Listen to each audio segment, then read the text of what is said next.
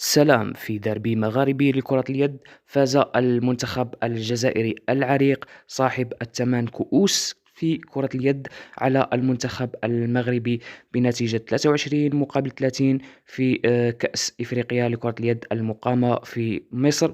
وتألق المنتخب الجزائري بالفوز الثالث اليوم أمام المنتخب المغربي، ولقنه درس ليعرف قيمة المنتخب الجزائري العريق في هذه الرياضة. وتألق الحارس الجزائري خليفة غضبان اليوم وسجل على طريقة يوسف بلايلي أمام المغرب.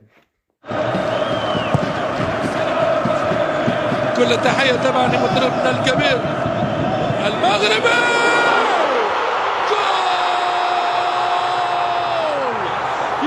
كل التحية طبعا لمدربنا الكبير المغربي.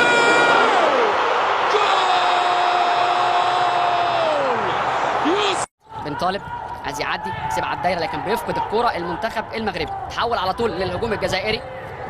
جاب الله عايز يصوب جاب الله، ولكن صوب ولكن يتصدى لها حارس المرمى، ومعاها صفارة نهاية أحداث الشوط الثاني.